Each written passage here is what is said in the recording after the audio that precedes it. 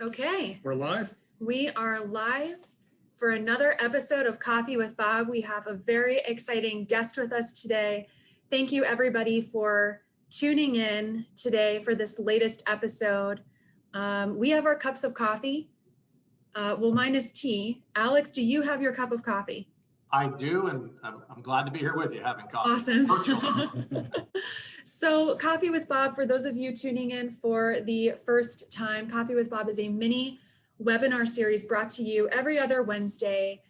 We cover timely topics. We are broadcasting to you from our conference room in kind of gloomy downtown Pittsburgh today. Alex, I imagine it's a little sunnier down your way. Yeah, I'm from Naples, Florida today. It is not too gloomy. Okay. Good for you. Well, we'll live vicariously through you and the weather down there. So a few housekeeping items before we dive in. H&A has a YouTube channel. If you have not checked it out, we encourage you to do so. You can just Google Hapanowitz and Associates YouTube. You can find all past episodes of Coffee with Bob on there. And as we broadcast new episodes after they go live, we will be uploading them onto our YouTube channel. So definitely check that out. And coming soon to a kitchen near you, we are in the process of developing some Coffee with Bob coffee mugs and some private label coffee. And we're going to figure out some cool giveaways to do. But in all honesty, if you'd like a bag of your own coffee, we're happy to send one to you as a thanks for supporting us here. And we'll keep you posted when that's ready to go. Okay, so let's officially introduce Alex. Bob, I'll turn it over to you to do that. Okay, so Alex Urrea. I have the pleasure of introducing Alex. I've known Alex for several years, and Alex is a lobbyist. He's connected. I'd consider him an insider. He's a strategist. He's a friend of John Boehner's, former Speaker of the House from Ohio. Alex has had an audience with Trump, with Clinton. He gets around, and in that regard, he's got his ear to the railroad track, so to speak. So what more can I say? Happy to have you here for a half hour or so today, Alex. Thanks for taking time out of your schedule. And what do we want to start with? Let Alex introduce himself? Yeah, Alex, Okay. if you could give maybe a quick background as to, your career and how you got to where you are right now, I think everybody tuning in would really appreciate that. Sure. Thanks to both of you for having me. It's my pleasure to be here. And long admired what the Hapanowitz family does as managing wealth for their clients and being a good advisor. So again, my pleasure to be here and be with you guys having some coffee. Absolutely. My background is primarily in policy, public policy. I'm a Pittsburgh native, grew up in the Pittsburgh area, in the Peters Township area, attended law school and business school at Pitt.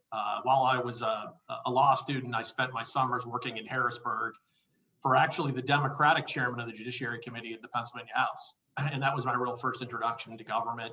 Became very fascinated with public policy, all the things that they did, and thought it might be a career for me. I was very fortunate after school to start in the House of Representatives, working as a counsel on the House Financial Services Committee to Chairman Oxley.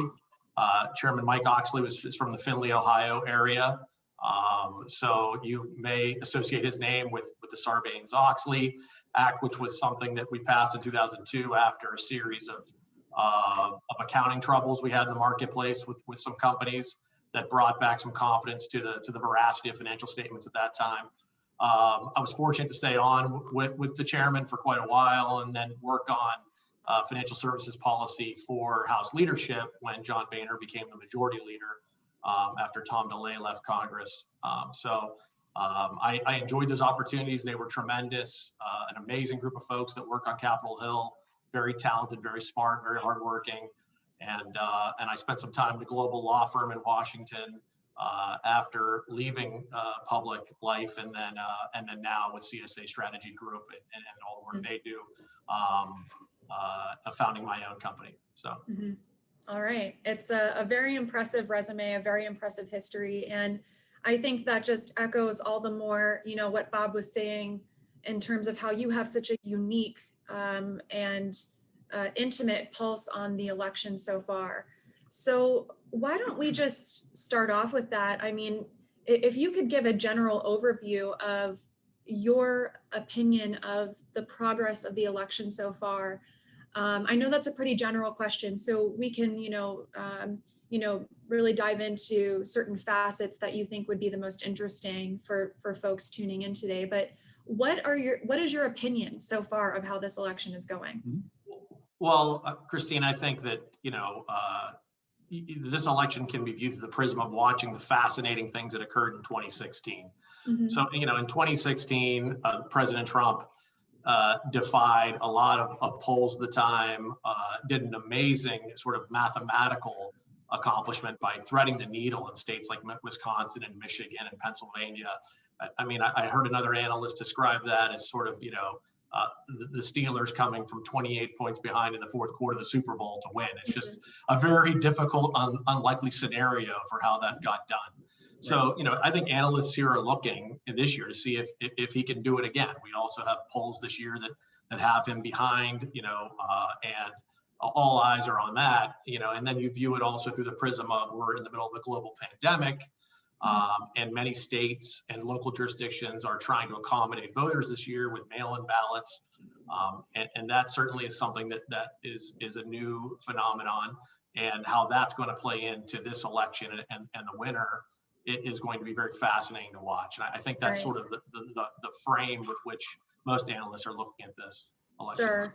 And, when a lot of people, anybody who was analyzing the 2016 election, whether or not you are a supporter of Donald Trump, of President Trump, I think there was a very uniform argument that he did a lot of campaigning and maybe even out-campaigned Hillary Clinton in terms of how many events he was doing, especially in that last week.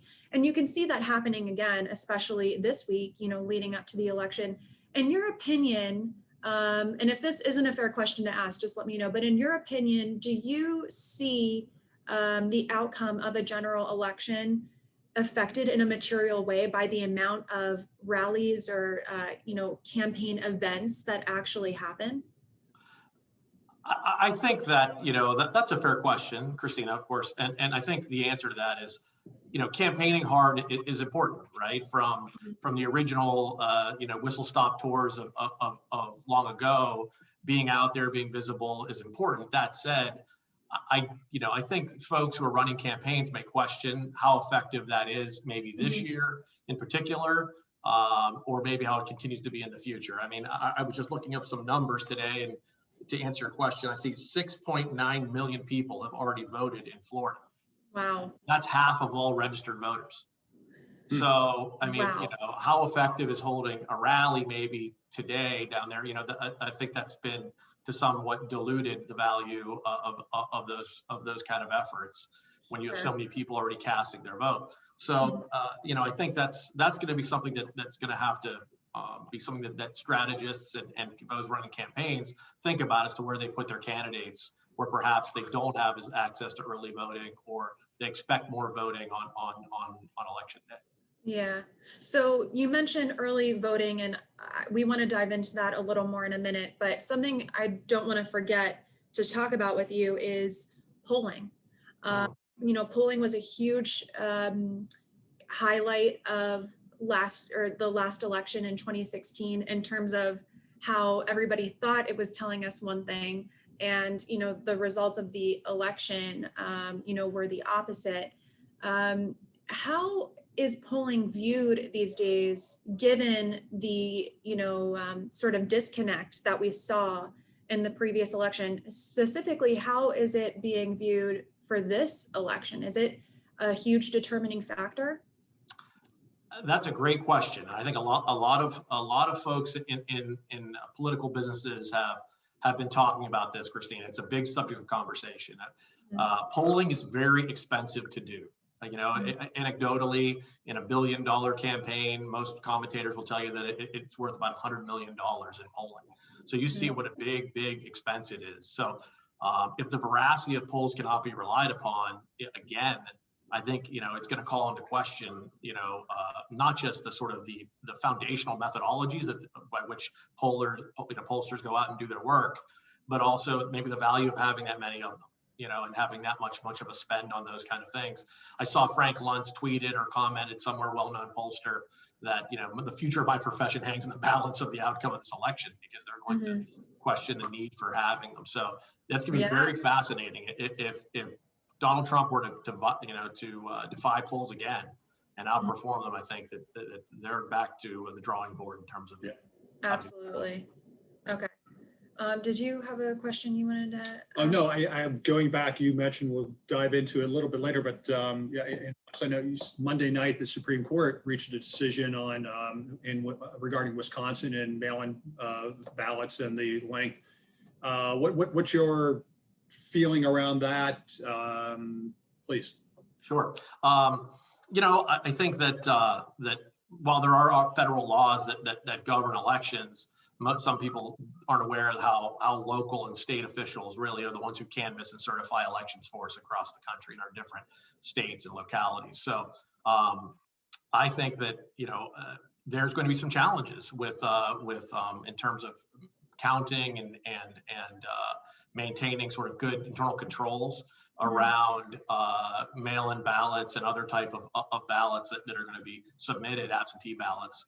So, that's going to be something we're going to see a lot of discussion around, having extra days to be able to keep the ballot box open, if you will, for those to be received. It's going to be very fascinating because, we're seeing such a material amount of mail-in ballots that there could conceivably be a candidate winning on election night based on in-person balloting and then losing based on mail-in ballots by a material amount. That's how many are out there. Right. So, that's going to be very fascinating. We're not used to seeing that in this country.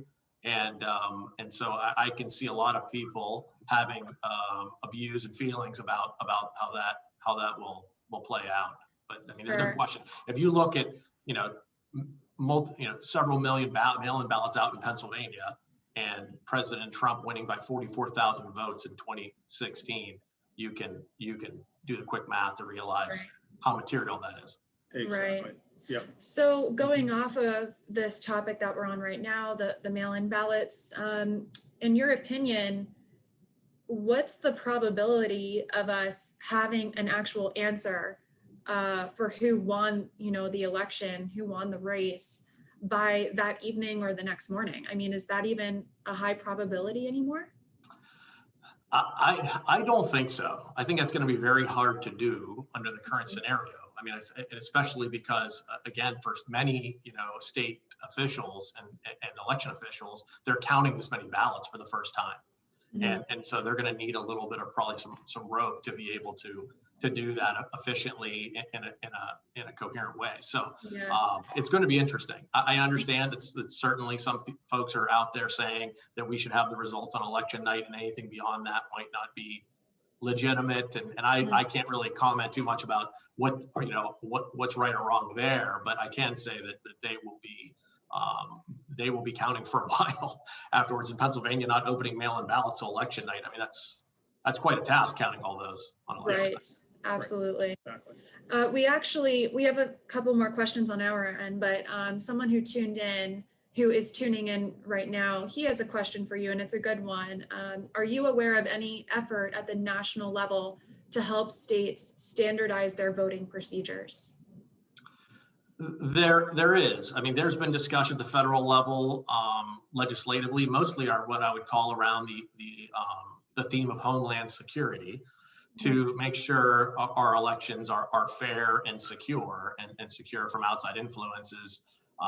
So yes, there has been. The answer to that viewer's question is yes, there have been some in that regard, trying to make sure there's appropriate resources and appropriate support from the federal government to give give state officials the security expertise they need to be able to do this safely. Sure. Okay, so a question just came to mind, and the answer to this may be obvious, but this is from me really not doing any research prior to asking the question. So, and again, I'm considered a millennial. Why aren't we doing any voting online? I think that's a question that a lot of people, at least in my generation, are asking. Do you have any thoughts to that? Well, that I think that we have, I just don't think we're there yet, right? I think that's a fair question, Christina. I just don't know that socially or technologically we're able to do that. I mean, we still have questions about other things you use online and about other folks being able to get access to them, whether they, someone was able to hack your iPhone or someone else was able to access your online banking information or what have you. So I think that would be a challenge to administer right now. The security concerns would outweigh, the public policy of that probably. However, that said, you can see clearly a great social push that I think everyone's behind, having, the majority of Americans be participatory in elections. That's important. That's a valid goal, something that we should be working towards and trying to get people out to vote, trying to make them understand the importance of it, not just in general elections, but in primaries and in midterm elections. It's important you do that. So I think those efforts are great. And we do that already with, early voting, as you see with mail-in voting. We're trying to find more ways to accommodate voters' needs. Your question's a good one. I can see there being a lot of concerns about the security of election done online. That's fair. And I think very valid. Absolutely. Were you going to ask something? Just, Alex, when we chatted the other day, you, I know you do a lot of work and advise folks on down ballot races. What's your thinking there, particularly in Pennsylvania? I mean, there's going to be some contested. That's a great question, Bob. I think that's really going to be something that's exciting, to watch. The Senate, is a narrow majority for the Republican Party. It's certainly going to be an interesting night to see what happens. I think there's likely going to be, I think most commenters would agree there's going to be at least a handful of flipped seats. And you have some other long-term incumbents that are in challenging races. The importance of that, Bob, really revolves around for your audience, whether or not government can move at its normal incremental pace. Sort of, I often make the analogy that government's like an aircraft carrier. It does slow, small turns versus a fighter jet that makes these sort of quick turns. And so having unified government, if it was a democratically controlled House, if Joe Biden were to win the presidency, and then of course the Democrats take the majority in the Senate, I think you're going to see a different policy agenda that that would commentators would expect certain different things to unfold. I think the markets would come to expect certain different things in terms of policy in the coming years. And so those down ballot races are wildly important. They also matter because if the president were to lose re-election but maintain make it a very narrow margin, that's very helpful to those down ballot races, Bob, as you'd probably imagine, right? So the margin of victory gives us some insight as to what we can expect in the down ballot races. So it's going to be very, very exciting to watch. I as someone who's in that world find it kind of looking at amazement with some of the folks that are having tough races in areas that used to be very strong places for them. Someone like Lindsey Graham, who's having a hard time defending a seat in South Carolina, which was generally thought to be a Republican safe district. Right. Okay. Let's go back to early voting. So, a lot of the time early voting is, telling a certain story, and then as, actual election night comes around, that story can change. In your opinion, from your point of view, what does the typical trend of that story look like from early voting to that actual election night? And is it looking to be about the same kind of trend and change, or is it, looking to be a little different this time around? The numbers appear to be greater than they've ever been before in terms of early voting. You're seeing bigger turnout of those who can avail themselves of early voting doing that. You're seeing as well some of the demographic changes in our population being reflected in the electorate that's early voting. You're seeing that comment upon in Florida, in Georgia. You're seeing quite a bit of that being discussed. So, I think the answer is that, some certain constituencies have more energy to come out to vote than others, perhaps in an early voting process. Others perhaps, keep their powder dry until election night. It's going to be fascinating to watch. We're in a first case scenario here in terms of not just, an elected official like President Trump, who has defied polls and other norms in the past, but then also, like I said, with a global pandemic. I mean, there's really no historical analogy to really Sure. to compare this to. Yeah. But it clearly looks from the numbers that they've released so far that early voting is being very, very much utilized and adopted. So the numbers are big. Right. Not surprising. And yes, even from our perspective, when, we've done a couple past episodes on the election in terms of the markets and the election. So for everybody tuning in, if you haven't seen those yet, check them out on the page. But yes, you have all of this precedence and all of this history, but does it actually mean as much as, it used to mean, with all of these unknowns happening in the world right now, especially the pandemic? So good stuff. Okay, let's talk about a lot of people question, or at least think about, the Electoral College and its validity. What are your thoughts on the Electoral College and its usefulness? Well, the Electoral College, Christina, has functioned fairly effectively behind the scenes for us for many years, right? I mean, we cast our ballots, and then the states certify those results and send electors to basically report those results, who, in a joint session of Congress convenes, and that all happens every election, with, generally speaking, without incident, at least certainly in our respective lifetimes. The idea that it could be deadlocked or be able to unreach a conclusion through a series of events is something that people have discussed, and what that would mean. Could it get thrown to the House of Representatives to be decided? That's certainly something that people have talked about. The Electoral College in general, though, I think makes an abundance of sense. It would be, difficult to imagine if we had I guess you're implying a popular vote system would be the alternative. You could see, candidates unwilling to campaign outside of highly populated areas.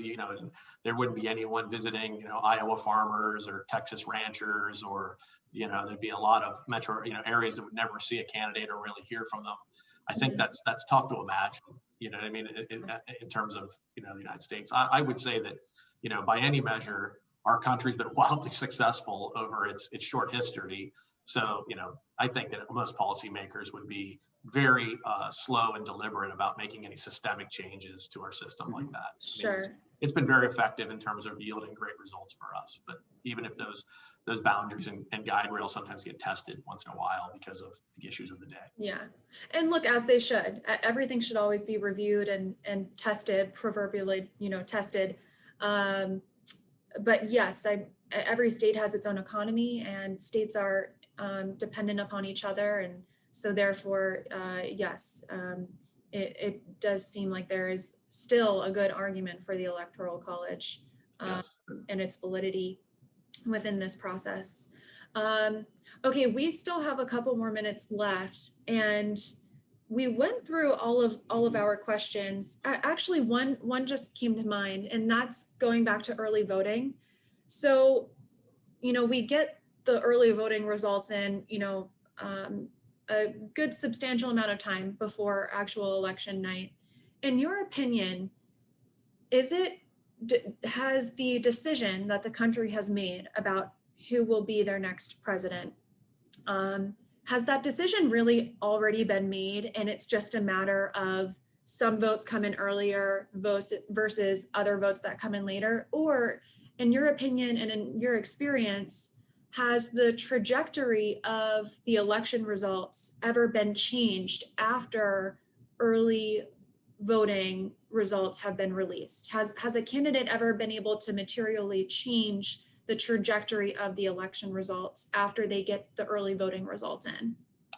I think there are examples of that, Christina, for sure. Certainly, especially in down ballot races, we may not see something like that at the top of the ticket in a presidential narrative, but certainly down the ballot, whether it's your member of Congress, a state official, your U.S. senator, those races have been affected by things that occur middle of the campaign, and certainly after an early voting period. I think that you continue to campaign and get your message out and work very hard, also just because of the margins of victory. When in certain these areas that are so narrowly considered, even if you have a very small piece of the electorate that's undecided, they're critical to go after because of the margin of victory is going to be so very close. So there's certainly all kinds of reasons to keep to running to the tape. I think for certain down ballot races for certain. Yes. Got it. Okay. Very cool. Any favorite stories that you'd like to share? Oh, I mean, there's so many good ones. I don't know if they're appropriate for sharing, but I think that I'd say that it's going to be interesting for me to watch also what based on the outcome of the election. What if it goes certainly the way the polls are having it right now, what the agenda would shape up to be like next year, and what effect that would have on sort of top line agenda, and also our financial markets. I think it's fascinating. I was watching a well-known billionaire investor speaking, talking about betting against the U.S. dollar value going into the future, making some comments about what he thinks retail investors are going to do in terms of equities next year. It was fascinating to listen to some of those conversations and see where that's going to go. I think the markets are very efficient and price in a lot of this, but it'll be interesting to watch how the agenda pivots into 2021 if elections go as the polls have them. Absolutely, especially with all the unknowns, it's going to be very interesting for all of us. Again, we can only look so much to history in this situation, and we'll just have to see what happens. Yeah, so it's gonna be an exciting week. It is going to be an exciting week. It might be an exciting 6 weeks. Yeah, exactly. That's exactly right. So we're getting buckled up here on our end, to your point in terms of market reaction. On our end, what can we do in response to that volatility that we're thinking is a pretty good chance we'll be seeing. So again, everybody tuning in, please do check out past election episodes. Bob and I talk about what the markets have typically done leading up to a general election, but also how they typically act following general election results, whether it's the incumbent who stays in office or whether there's a new regime change. So Google Hapanowitz and Associates YouTube for that. 2 weeks from today, our next Coffee with Bob episode, we will be having a CPA on as our guest, and we will be talking about the results of the election. And whether it's one candidate who wins or another, we will be talking about some potential tax strategies that you should be thinking about, within your investments and within your overall wealth. So stay tuned for that. We'll be sending out some emails to promote that very shortly. And Alex, thank you so much. Yeah, great, Alex, fantastic. We really appreciate your inside knowledge, and it's been a fantastic. You're a great participant today. Oh, thank you, Bob, Christina. My pleasure to be here. Great to be with you. Absolutely. We know how busy you are, so we definitely appreciate it. Yeah, my pleasure. And enjoy that sun for us. Will do. All right. Take care, everybody, and we'll see you in 2 weeks. Thank you.